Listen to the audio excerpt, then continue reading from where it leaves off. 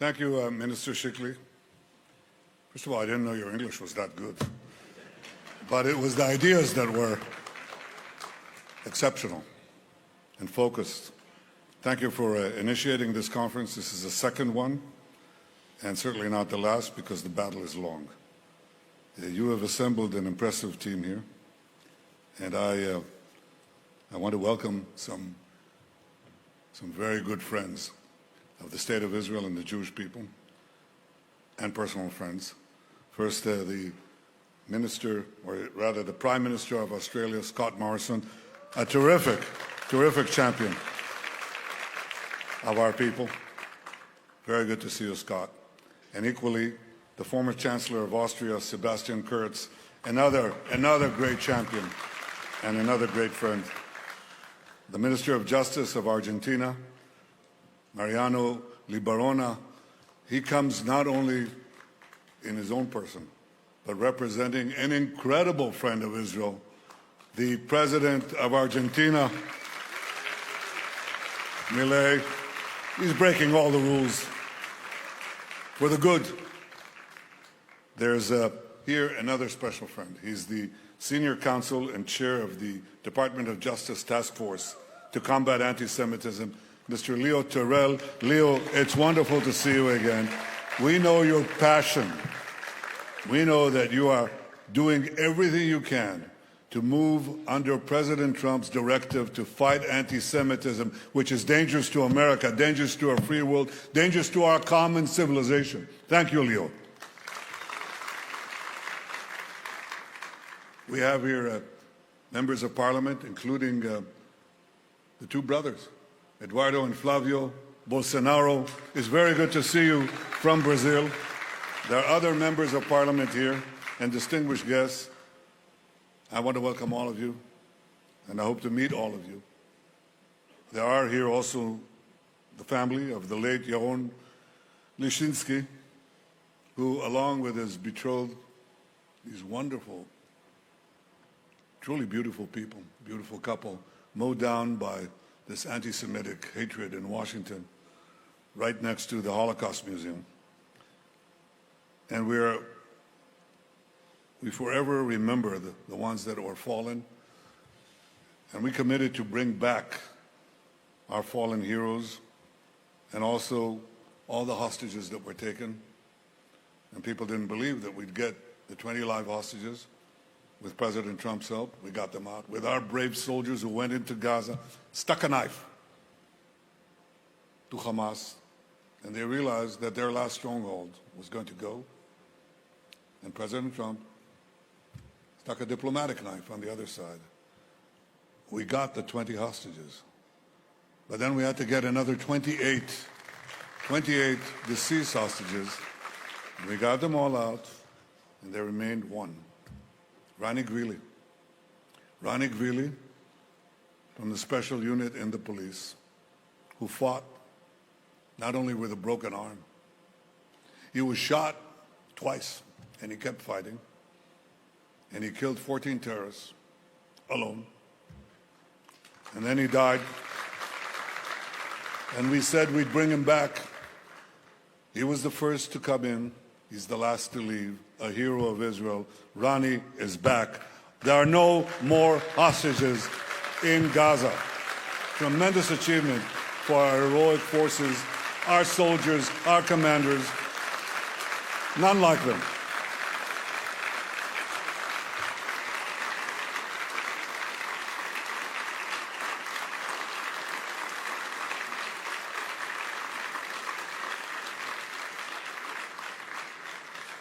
Over 20 years ago, I was finance minister of Israel. I was invited to a university in Holland.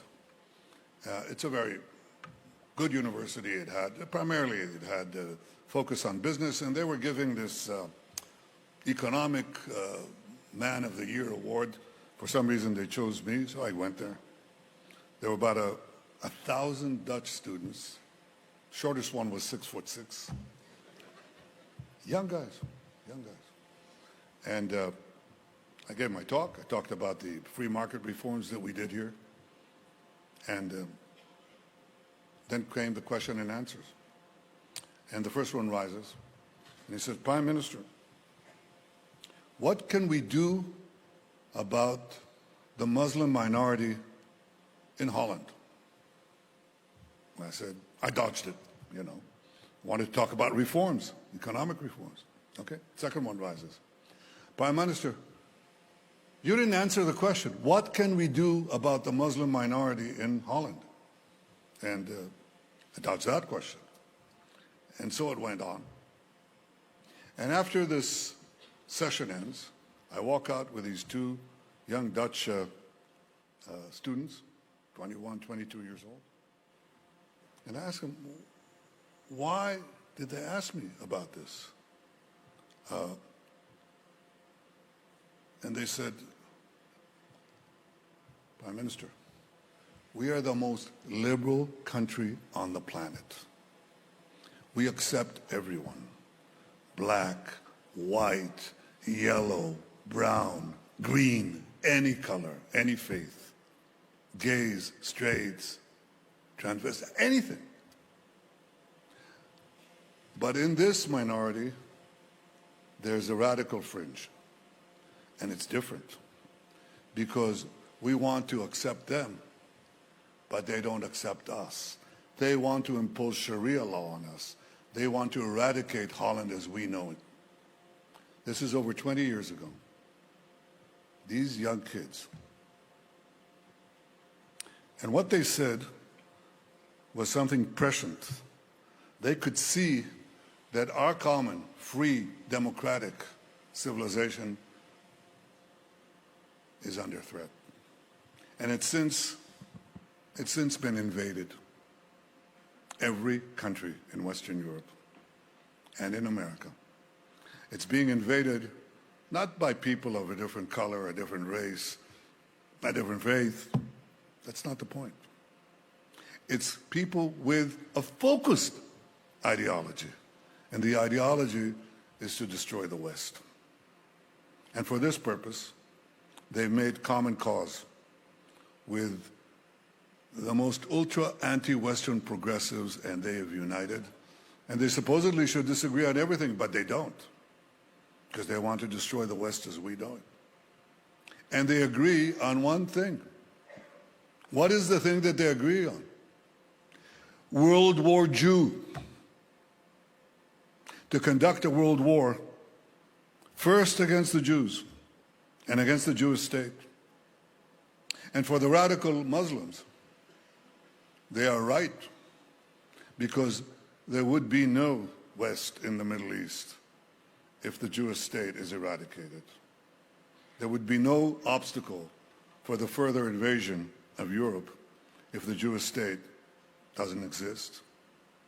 And it also appeals to their internal hatred of the Jews, which has common roots with anti-Semitism over the centuries. What are those roots? Well, it's a very ancient disease, and anti-Semitism as a creed, not racism. Racism exists for all times. There's xenophobia and violent xenophobia throughout history. That's not what anti-Semitism is. Anti-Semitism began as a creed 2,500 years ago, 500 years before the birth of Christianity, with an ideological attack against the Jews, which is different. And it basically it kept on morphing, changed the reason why the Jews were hated. But I'll tell you why they were hated in the diaspora. Because they had two qualities that, when fused together, made them very, very vulnerable. The first thing is they were prominent.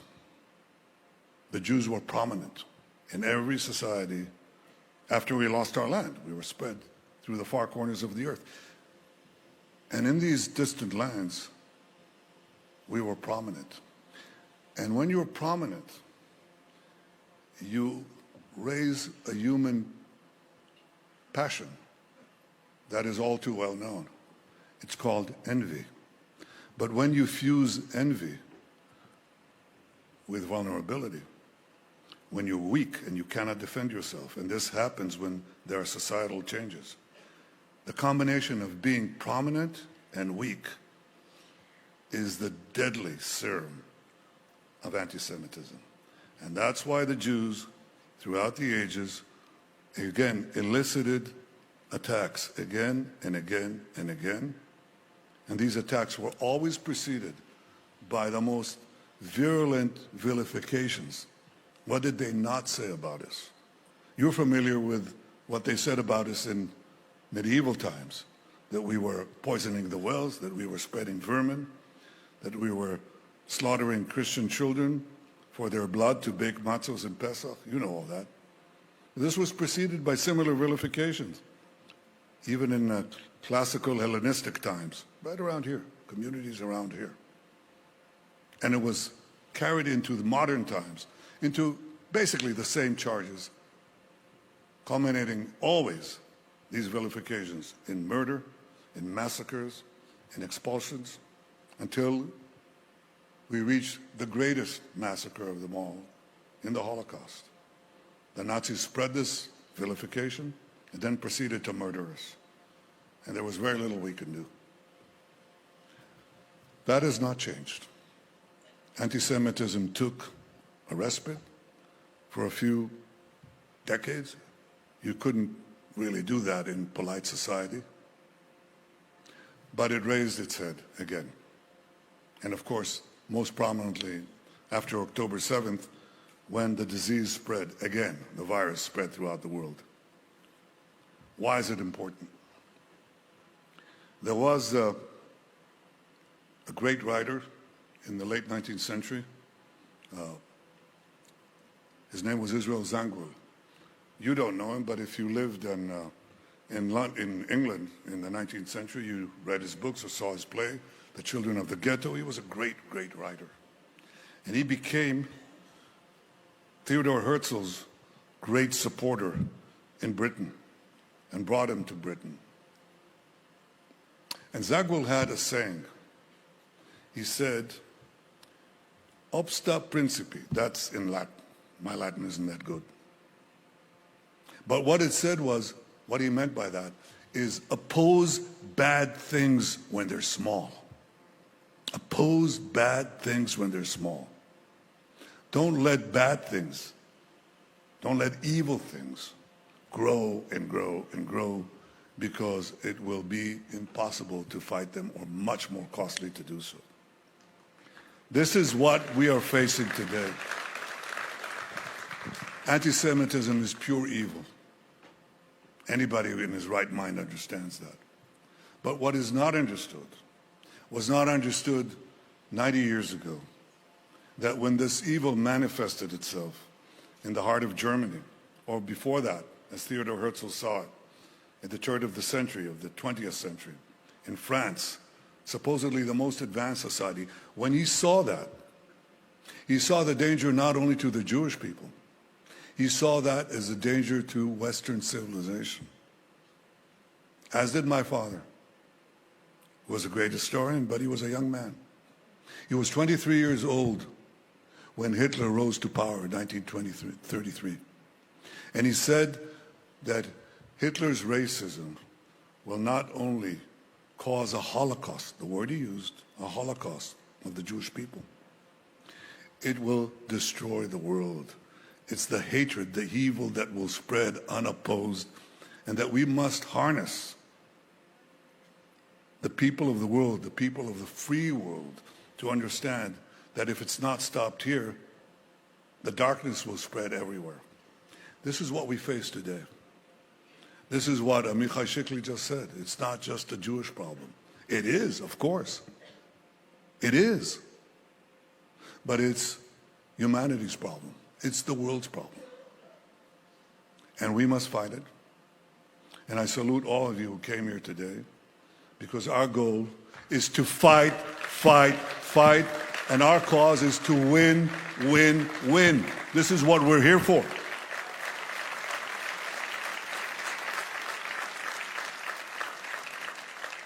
And we must do so because if the invasion of militant Islam, radical Islam, continues, our free societies are in peril, our world is in peril. If the regimes that harbor it and promote it acquire nuclear weapons and the means to deliver it, every one of your cities will be under threat. Every one of your societies will be under threat. And what Israel is doing today is not merely defending itself, it's defending you. It's defending all of you. And I'll tell you what the difference is. The difference is that in our centuries of exile, we could do nothing against these vilifications except flee, because we could not fight. We didn't have a state. We didn't have an army. We had no weapons. We lived in societies that outlawed our ability to even defend ourselves or hold a weapon. So we were led to the slaughter. But this is the change that we have brought to Jewish history. We now have a state. We have an army second to none. We have soldiers. We have young men and women who are willing to fight, who are willing to die to defend our people and defend our future. Heroes like no other. And this change is something that makes all the difference, because they can vilify us, but they can't destroy us. We're in the process of blocking the Iranian Shiite radical axis. There's another one. It's the Muslim Brotherhood, the radical Sunni axis. We'll defend ourselves, but will the West defend itself? This is what we're here to discuss. This is what we're here to promote. And we know that this poison has now penetrated mainstream media, all global institutions, all governments that are faced often with Islamist constituencies and their leaders. Unlike the leaders that I mentioned before, they do not take a stand. They cower. They fall back. And of course, it's most prevalent in the social media. This is the new battlefield. And this is where we must counter with our own weapons. We're late in the game, but we will win this battle too, as we won on the battlefield, because we are developing the means to fight this. Not with cavalry against F-35s, with F-40s against F-35s. This is the next thing. I urge you, all of you, not merely to bemoan our problems. I urge you first to understand that we are joined in battle. And it's as important for us to muster our courage, our creativity, our willingness to fight.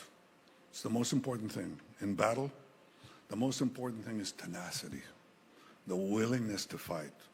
There are many other things that are important, but this is first. If you have that, you don't have that, you have nothing. So I want to address myself first to young Jews everywhere, but especially to young Jews facing intimidations on campuses and city centers. I say to them, don't be afraid, don't cower, don't bow your head, speak up, stand up, fight back, because this is how we endure. We fight and fight and fight. And to the leaders in this hall and to the world, I say this: history will not remember those who merely denounced hatred in polite language. History will remember those who acted, those who defended truth when it was easier to look away, those who stood with the Jewish people when others equivocated. Because when you stand with us, you stand with yourself. You must come out and you must speak very clearly, and you must declare, no more anti-Semitism, not here, not now, not anywhere. Not on the right, not on the left. And let us fight the lies with truth, because lies are the foundation of anti-Semitism. truth is the antidote. May the light of truth shine from Jerusalem, and may we meet again next year in the third conference in a better, brighter, and more truthful world. Remember, if we fight, we win, and we shall win. Thank you.